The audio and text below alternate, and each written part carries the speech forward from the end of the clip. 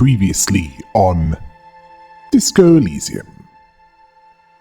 Harry meets a light-bending guy, and also syncs up the signs with Noid.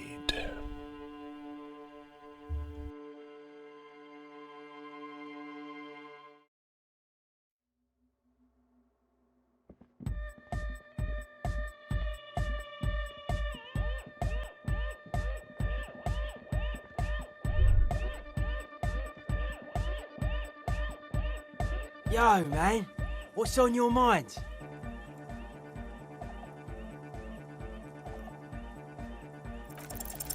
Dedicated, hyperactive, unified. You will have to add something of your own to understand this list of loosely formed qualities called hardcore.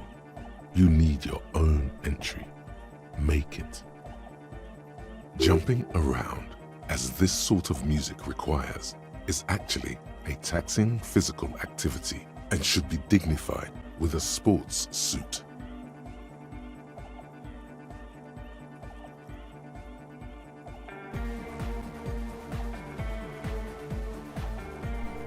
I'm thinking of wearing sports apparel as my hardcore get-up to maximize the mobility of limbs.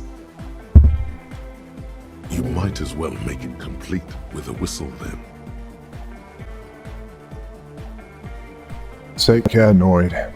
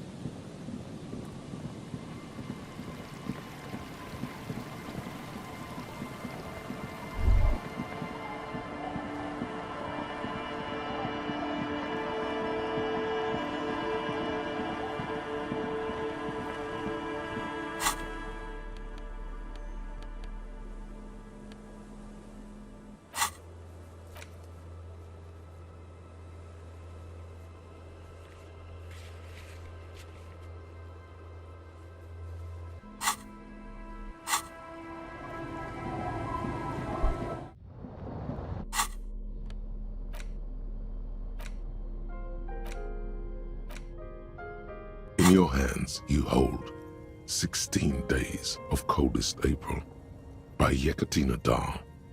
The cover image shows a row of concrete apartments above which span a black and white rainbow. Feels heavy. Indeed, the book is unusually heavy in your hands, as though the cover were lined with lead. It would do that in Grad. How long is this book anyway? You flip through the book. The pages are thinner than you realized, and the type quite small and tightly set. It's nearly 600 pages long. Real art is dense and difficult. If it didn't feel like you had to wrestle a suicidal bear to get through it, you weren't really reading.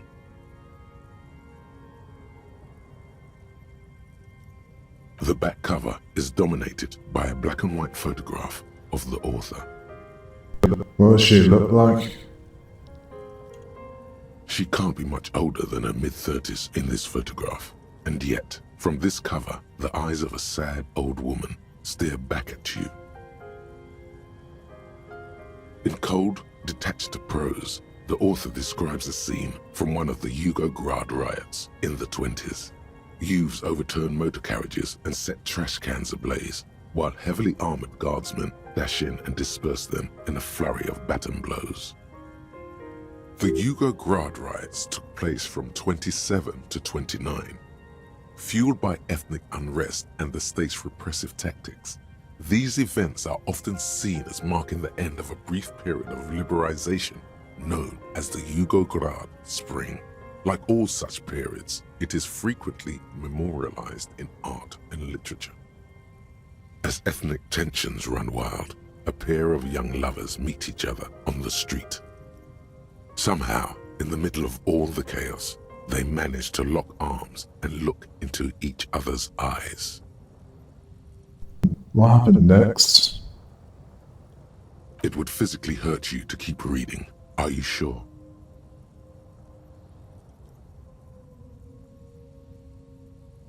They go through a brief and somewhat awkward love affair, and in the end, they betray each other and succumb to the absurdity of Guardian life. The man becomes a lens grinder, completely abandoning his former existence. He toils through the daily drudgery at the Lenka polyfabricate. Happiness and fulfillment have eluded him his whole life. And in the end, he has nothing to do but dedicate himself to the craft. And a woman? She spends the next several decades standing at a conveyor in a Sosnovo fish processing plant. The smell of fish guts slowly seeps into her hair and skin, as every single one of her dreams dies, one by one. The memory of their short time spent together tortures the former lovers ceaselessly until the end of their days. Years pass in solitude, their bodies growing ever more decrepit. This is terrible. As life leaves their remains between the soil sheets, their final thoughts are filled with regret.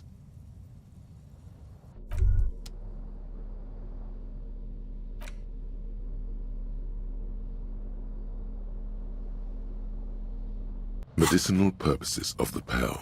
The cover of this heavy tome features a number of esoteric symbols. Flipping through the book, you find a number of sections on the general benefits of the Pale. A large pharmacopoeia makes up nearly half of the book. What's a pharmacopoeia? You come across the following explanation. While modern pharmacopoeia are continually updated by so-called experts based on the results of clinical trials, readers will find assembled here the timeless wisdom relied upon by generations of traditional Seolite medicine practitioners, Mesk mystics, and Ilmaran folk doctors. It's all quackery, in other words. Finally, something to calm the angry spirits that have been plaguing you. It seems to contain descriptions of the medicinal properties of various ingredients that may be gathered from the Pale, as well as instructions for producing a variety of herbal remedies. Is there anything in there about restoring lost memories? There are a number of Seolite tonics that promise to improve your short-term memory, but nothing that speaks to your condition. I just want something that will soothe the relentless torment of my existence. What you're describing is booze. You don't need any herbs for that. Anything about curing an apocalyptic hangover? There's nothing in here that speaks to hangovers directly. However, while browsing through the various descriptions, you become convinced that you could assemble something from the ingredients listed here. Want to give it a shot? Alright, book. Let's see what you got. First, you need to choose a base ingredient.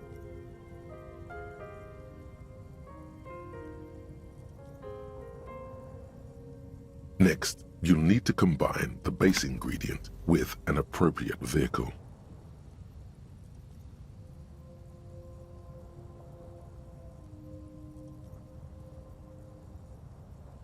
Lastly, is there anything else you'd like to add?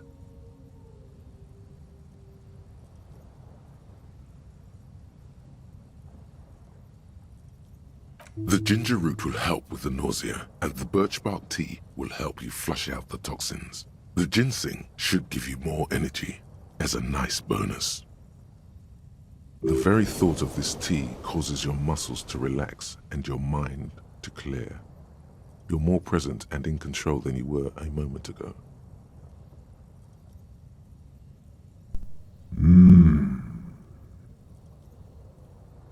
A tingle rushes down your spine, and you feel your toes uncurl. If only it could always be like this.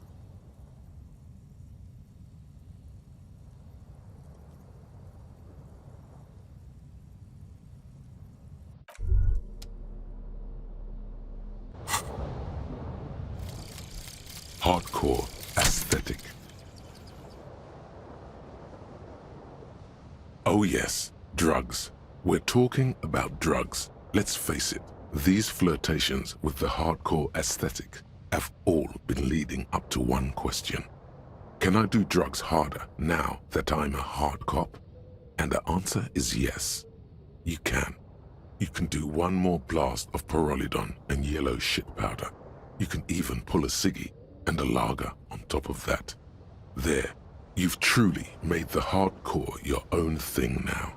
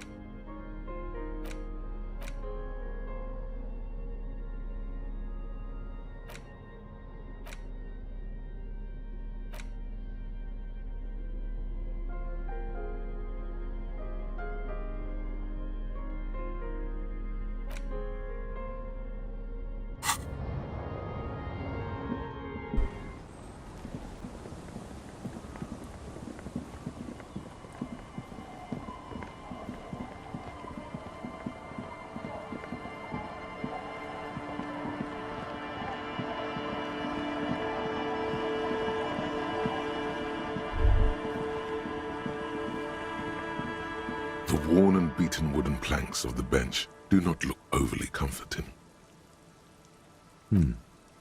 We can sit on benches after we've solved the murder. Let's go. You can revisit the bench if you ever need to pass the time when Lieutenant Kitsuragi is gone.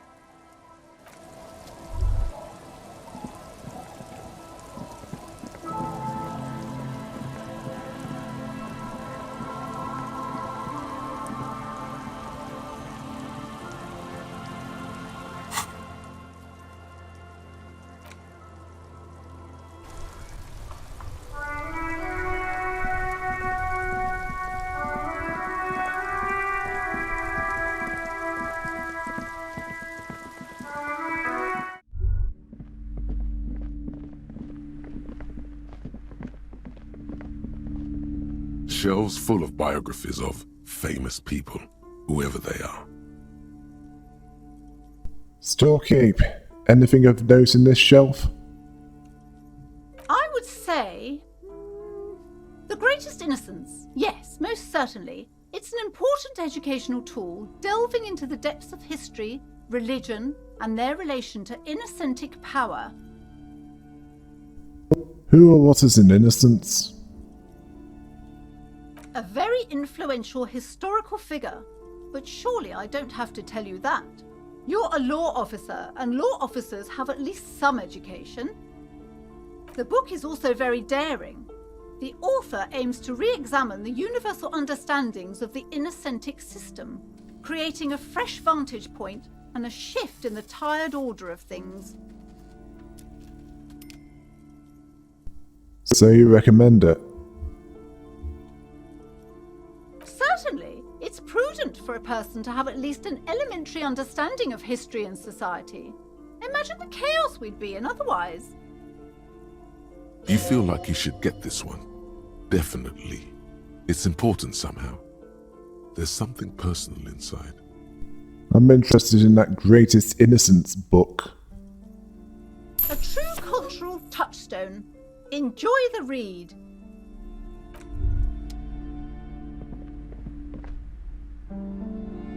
Shelves filled to the brim with crime novels featuring the supposedly stalwart Vespertine detective, Dick Mullen. Storekeep, what's all this crime fiction? Oh, crime, robberies, murders, even sexual crimes. We're fortunate to have Dick Mullen and his stories to sort all that out. You're a police officer, apparently. You should buy all of these. They really do teach a person how to be a proper detective. Note: reading about Dick Mullen would not actually make you a better detective.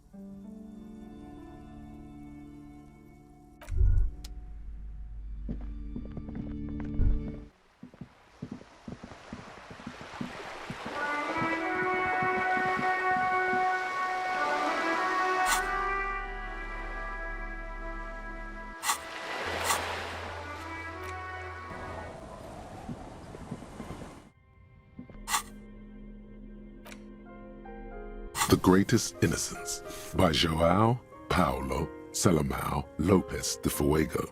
The book is large and heavy. Browsing through the various chapters, you try your best to understand the ceaseless overflow, the sprawl of names, dates, places, events historical. Most of it ends up as a twisted mass of facts inside your brain. Your educational survey is done. Did you catch any of that? No. Oh well, it's pop quiz time. Let's see what you've learned. This might take a few minutes. You ready? Sure, why not? That's the spirit. Here we go. Question 1. Who was the first innocence? Oh yeah, this is what I was made for. The Perkinasian? Correct. Nothing much is known about him. It's not even clear that he was a he, but Franco Negro presumed as such and called him Pius. He's depicted as a young man with molten gold pouring out of his mouth. All he spoke was gold. It's said he invented God and equality of men before God. He also introduced the gold standard as a way for measuring people's love for Aurum. As the first innocence, he declared that there should be more of those like him. It is presumed his disciples were the beginning of the Holy Party, the founding party. Question 2. Who was the strongest innocence? Easy. Everybody knows the answer to this. You, me, anybody. Vesper Messina? Incorrect. Vesper Messina is not a person, but a defunct state on the southeastern coast of the Occident. It used to take up most of the peninsula before separating into the republics of Vesper and Messina. Care to try again? Franco Negro?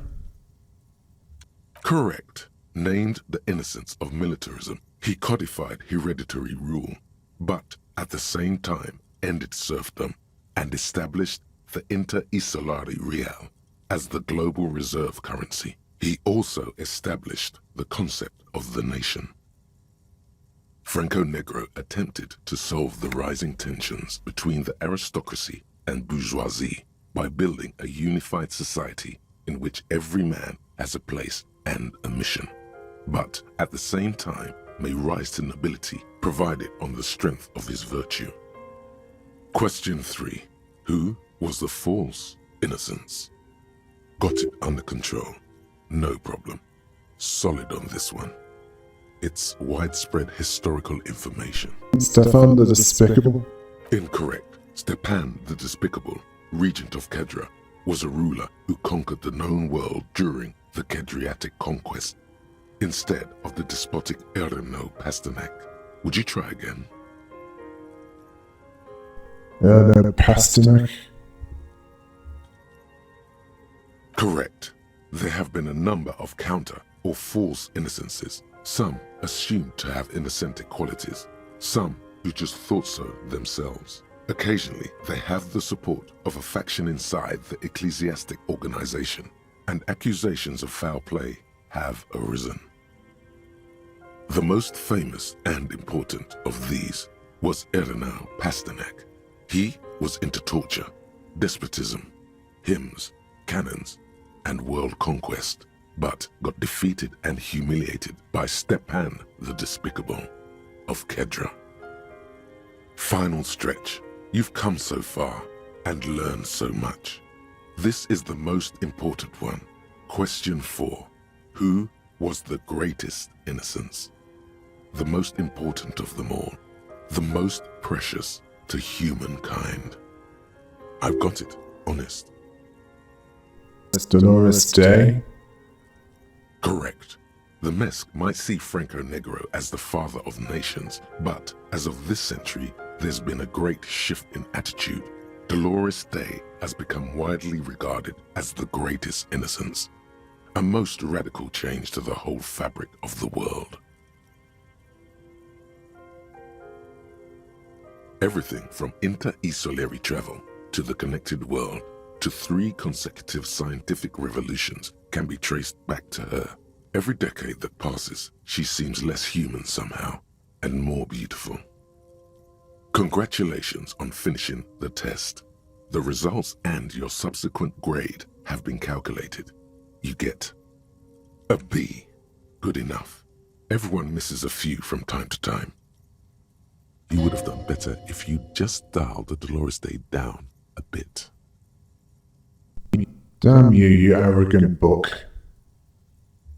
You are shouting at an inanimate object, like a real weirdo. No wonder you seem to have trouble with the right answers.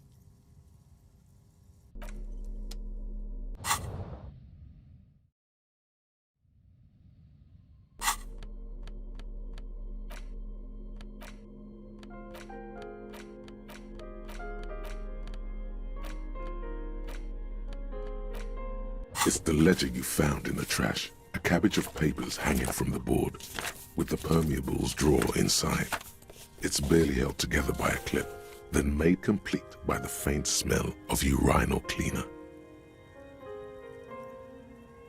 Without resistance or sound, the 2 panels move against each other. The compartment is now open. Inside, you see 2 ticket stubs and a handmade postcard. 2 octopuses are smiling, reaching their tentacles toward each other in the colored pencil drawings. The tickets permit access to the zoo in Revachol East. The aquarium costs extra. These let you go there too. You stare at the card, willing your hand to move. It refuses. It's too much. Not again.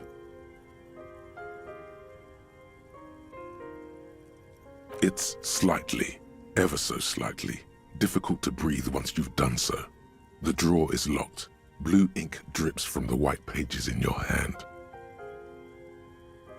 It takes about half an hour to piece one together, using the system you've devised. Which one do you want? The square bullet hole murders. It would be very interesting to read about these, wouldn't it? I mean, there seems to be a square-shaped entry wound in the victim's forehead. She's been sitting there for weeks, on her rocking chair, with a square hole in her skull, staring at the wall, her mouth agape. But That's all you got. From the half hour you spent piecing it together, all you know is the entry wound was square-shaped. You never found the bullet. And then another body showed up, also with a square hole in his forehead. a sequence killer. Who knows? Those pages are missing. What next? Don't worry. One day you may still catch the man with the square gun. The couch in an unexpected location. Some assholes brought their couch outside and hung out on it. In the middle of the street, on the roof, on the hillside by the motorway. You know, at an unexpected location. They were young, and they thought they looked cool on it. They actually look like holes.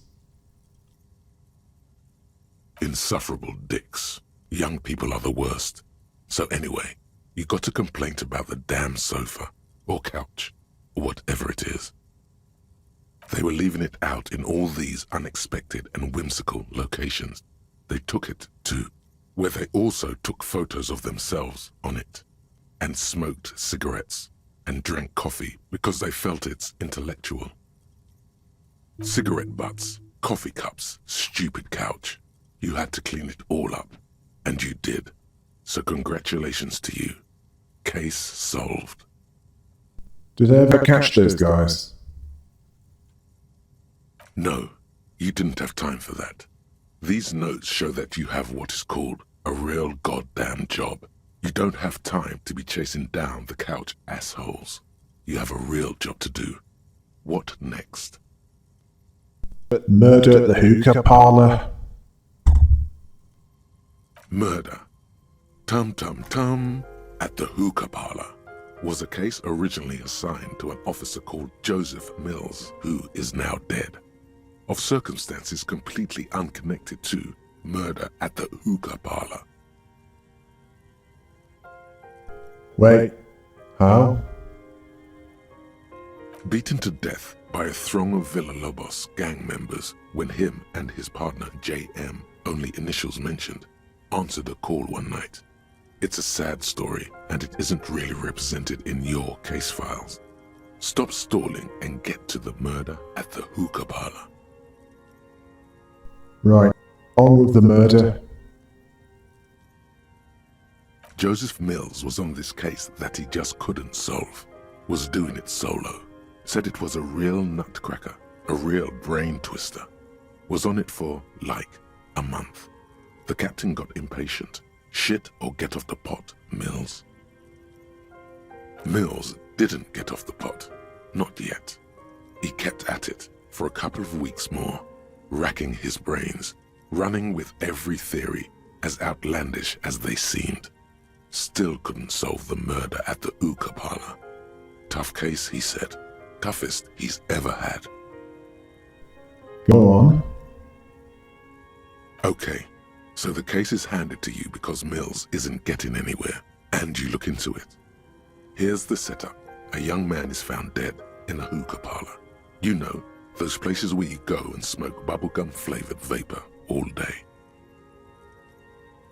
It's really stupid. Yeah. So anyway, young man in his 20s found with his skull busted open, right on the floor of the hookah parlor, in the middle of the day. No one else is in there.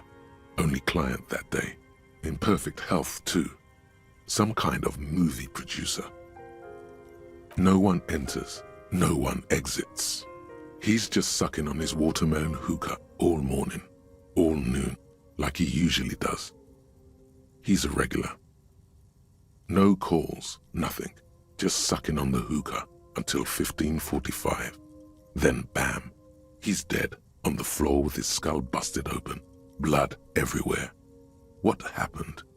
How can it be? Mills has no idea. Invisible assassin, movie deal gone sour. Girl at the counter did it. Nothing fits. Eerie. Man just dropped dead. So you go to the parlor. You see cushions around the table. Tables low, heavy, really sharp edge.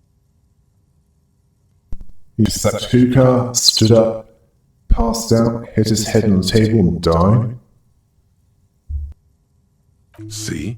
You can't even read the thing without solving it. Yeah, it was that. Turns out hookah does do something. It turns off your brain's oxygen supply, and you don't notice it until you get up to go to the bathroom.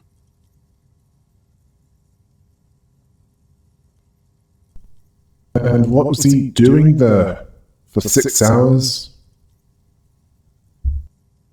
Smoking hookah. Didn't you hear? I don't know. Trying to come up with a movie script, maybe.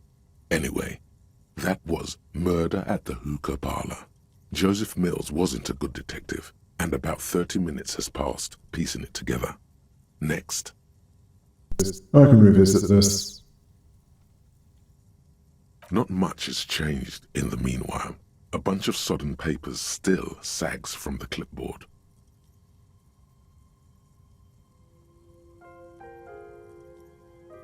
An aluminium block runs the width of the board, biting down on the paperwork. Its crocodile teeth are the only thing keeping the papers together. On it, the perforated watermarks counting the achievements of the person you used to be. A bunch of sodden papers sag from the clipboard in your hand. It's a sorry sight.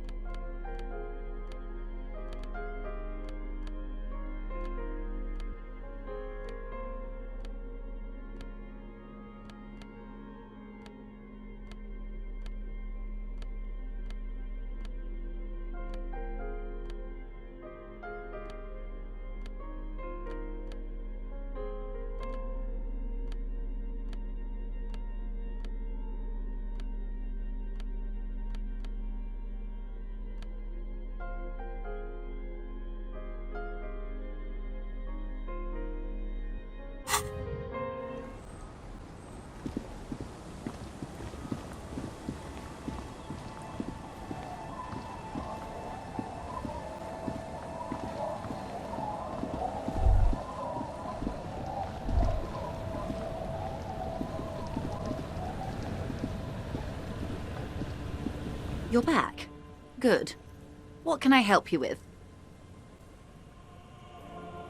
So I've been dealing with Everard again.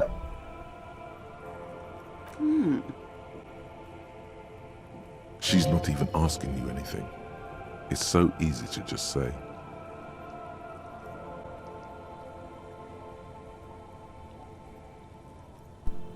He asked me to deliver an envelope. Sounds like he has you running errands, Detective. A well-established dominance ritual. Where did he have you deliver it? Here. Here? Oh no. What does that bloated hellbat want with my little cinderblock town? It's clear the village has already grown dear to her. Strangely so. Why did she come here? No, don't tell me. I don't want to know what he has in store for this place.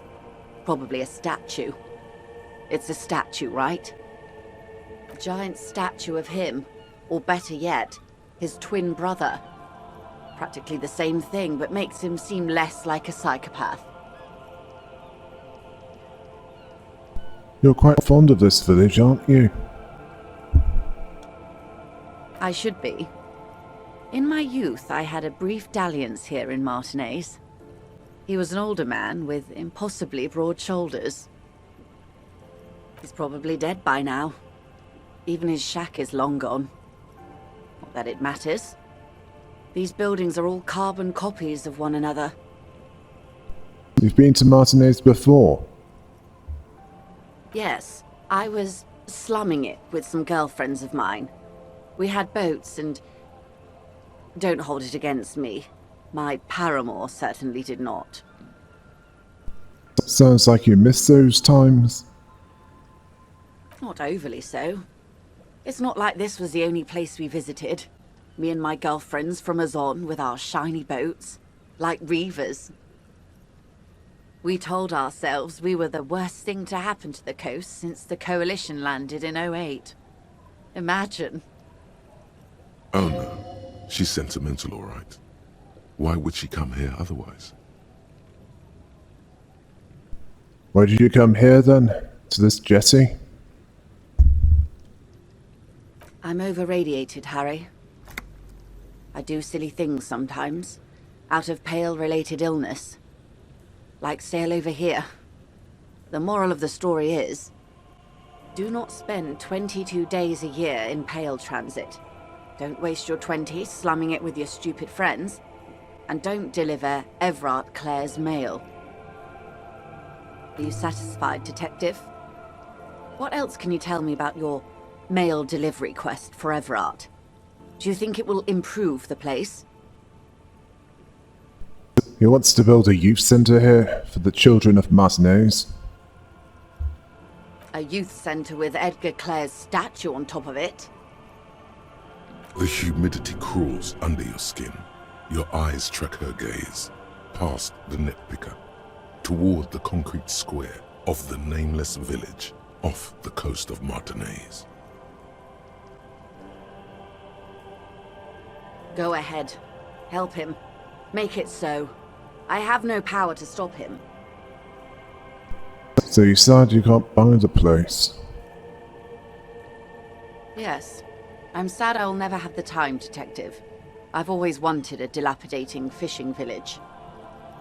She is more defensive about it than usual. Full of ghosts and ancient memories. Has this errand yielded you any information?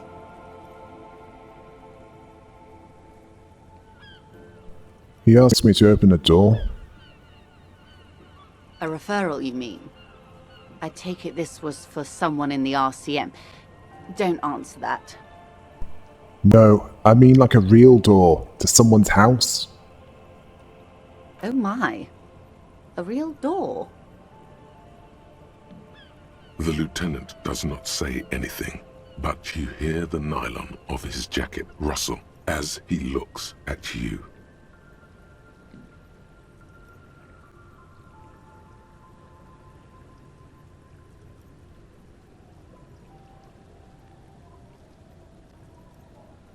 It had to be done. I got information. It was useful to the case. That's good to hear, Detective. Police work is rarely pretty, but it sounds like you did what you had to do. Her bartering mind cannot fathom that you didn't ask anything in return. Frankly, what was done was not pretty at all, but neither was it illegal, and it was not for nothing. This seems serious. I advise you to be very selective with what information you choose to share. This may have consequences beyond our line of sight.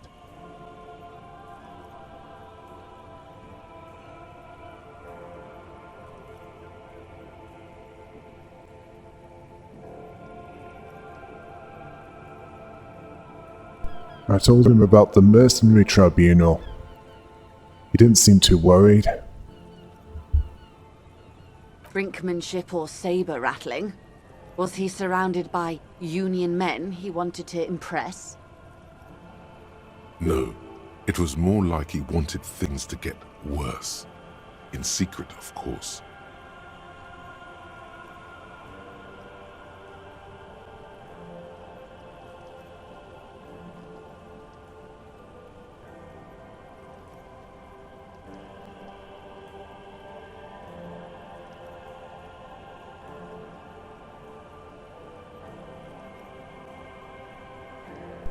He wasn't trying to impress anyone. I think he wants things to escalate. Or he wants you and me to believe he wants to go to war. There's always that risk, man. But if I may offer my opinion, he means it. Kim's right. I'm pretty sure he meant it. I'll think it over, Detective. Thank you for relaying this information to me. This gave her pause. She's pensive, suddenly. Hard to say about what. Have I underestimated the Union's ferocity? She has to ask herself by now.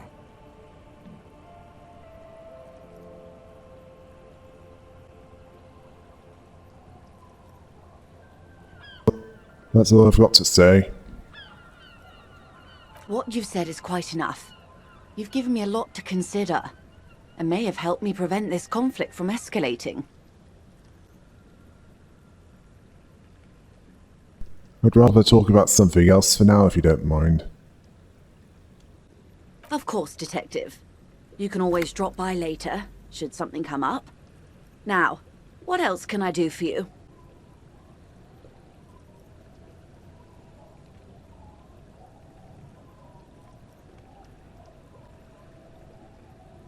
Thank you, that's all for now.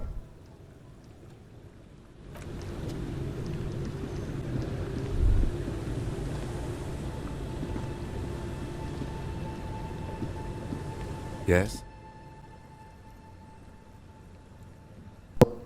Tell me about the case again. What do you want to know?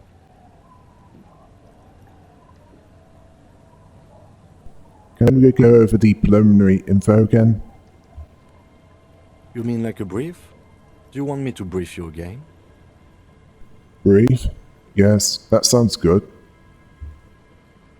3 days ago, the RCM Emergencies Desk received a report about a security guard who was found hanged in Martinez.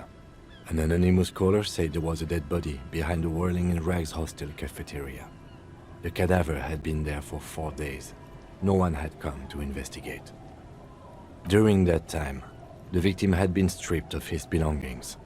The caller did not identify him, but used the word lynching. There is an ongoing labor dispute between the local dock workers and the logistics company Wild Pines. I was told we should approach the death as part of this dispute. Mega cool. I've heard enough. Okay then. Was there anything else you wanted to know? If we're from different precincts, why are we on the same case? I'm afraid you and I are pawns in a pissing competition. His disdain is clear. This man would not use such an expression otherwise. What do you mean? You don't know? I assumed you were in on it. You know what I'm in on? Retrograde amnesia? Better still than an imbecilic cop-off. Cop off?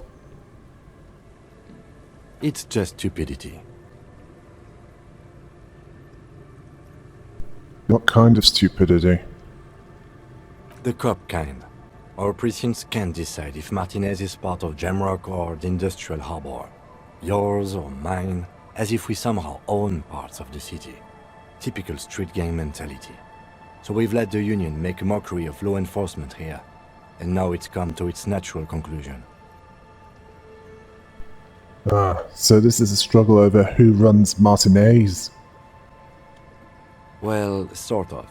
It's less a matter of who gets to police Martinez than who has to. It's an orphan district, in other words. I think the dispatch desk just told both our stations about the hanging.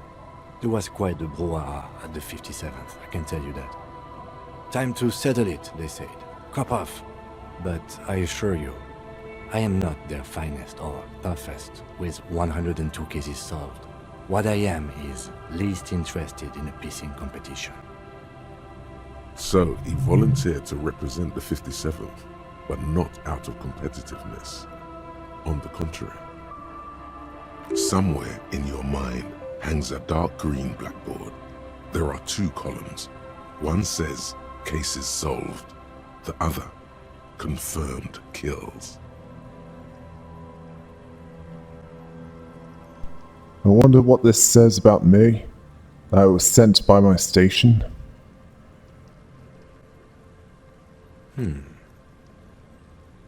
It's all part of the master plan, you see.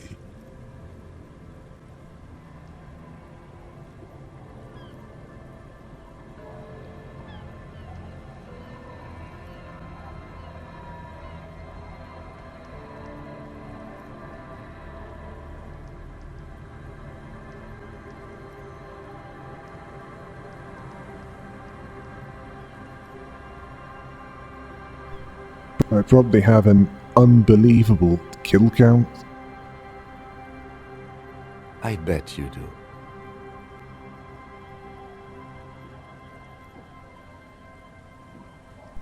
I will only use lethal force with the utmost care and precision.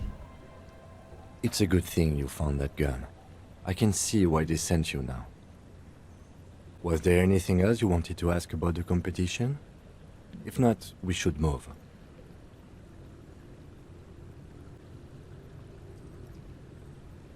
Okay, enough of the competition then. Tell me something else. Yes, it's a wholly pointless matter. Forget I ever mentioned it. Why did the 41st send me? Look at you.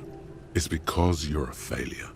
They sent you to slight Precinct 57.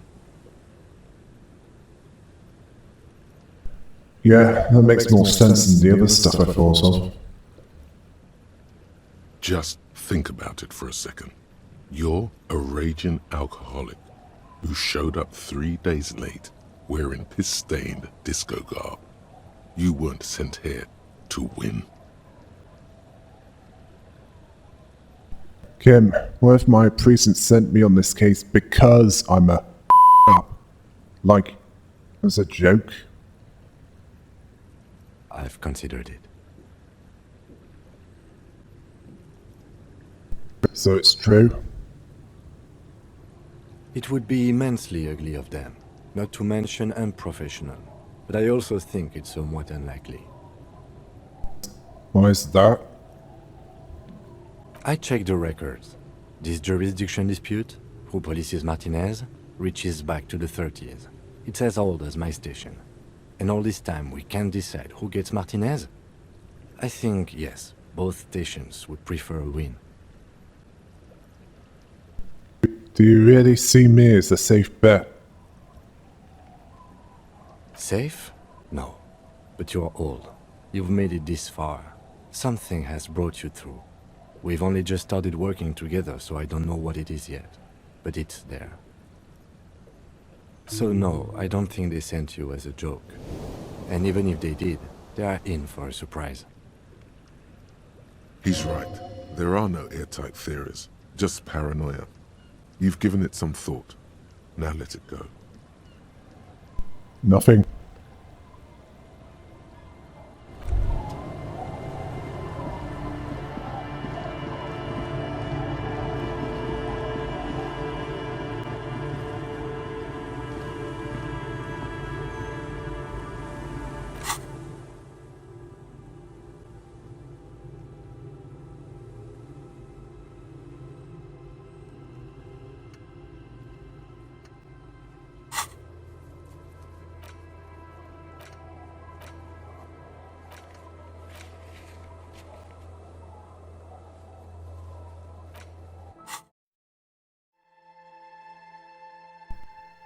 There's still some time to kill before going to bed for day 5. Quite a bit will happen then. Until next time. Hail the rabbit!